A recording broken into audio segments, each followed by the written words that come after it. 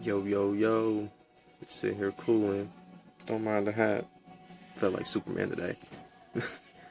But I never intended to make mad videos, but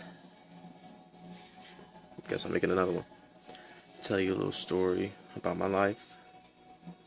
Well, if you know me, then you know I'm a wrestler.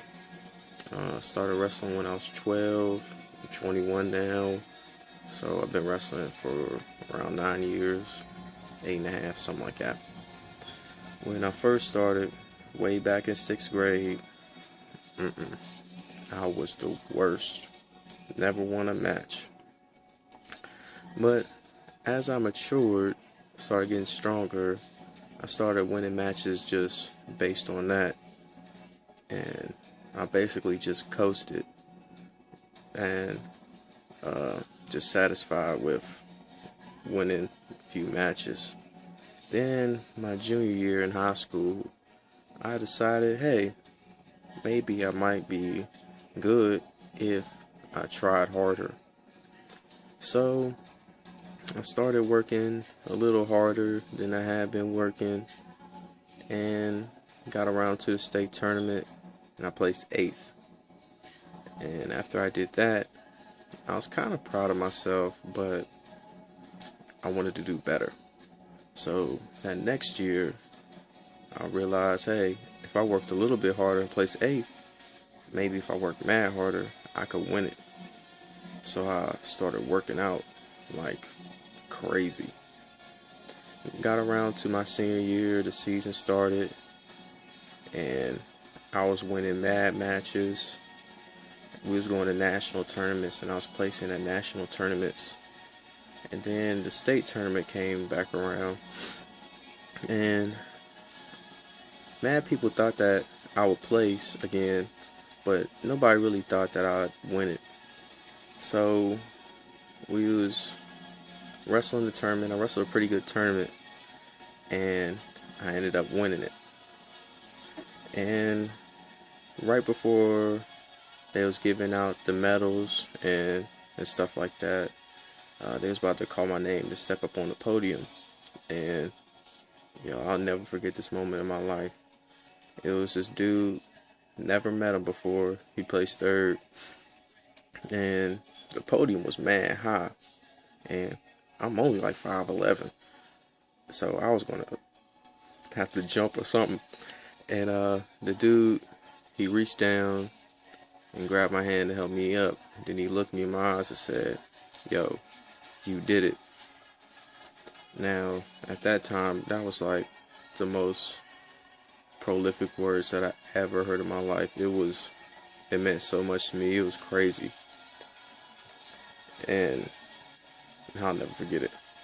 But in the Bible it says, "For it's by grace that we are saved through faith, that is a gift from God, not from our works, so that nobody can boast." And then later on in the Bible, it talks about faith and works being hand in hand. That works is a byproduct of faith. That if you show me a man with faith and no works, I'll show you my faith through works. And Jesus himself, he challenges us. His last words on this earth was, "Go make disciples of all nations and all tongues," to follow him, to build up his kingdom. So with a charge like that from Jesus himself, we can't do nothing but strive to work to go make disciples. But what does that mean? It doesn't necessarily mean that every single person has to be a missionary, that every single person has to be a pastor. Just by simply loving your neighbor as you love yourself is showing Jesus to them. Just by being kind to everybody is showing Jesus to them. And sharing your faith to people, explaining that Jesus died on the cross for us, and that his blood cleanses us. It's only through him that we can reach the Father.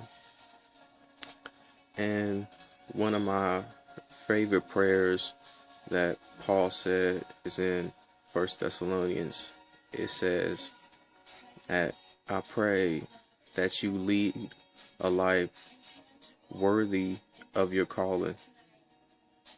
So I just want to challenge y'all to live a life worthy of Jesus' calling on you, so that everybody can hear those words, "Well done, my good and faithful servant." And I know how much those words, "you did it," meant to me on this earth, was something so petty of me winning a wrestling tournament that won't mean anything, that doesn't mean anything now, and it's only been 3 years. And Jesus saying those words to me, "Well done, my good and faithful servant," now go enjoy my presence for eternity, will mean everything. So I challenge you to go out and make disciples, to live that worthy life. Love y'all. God bless.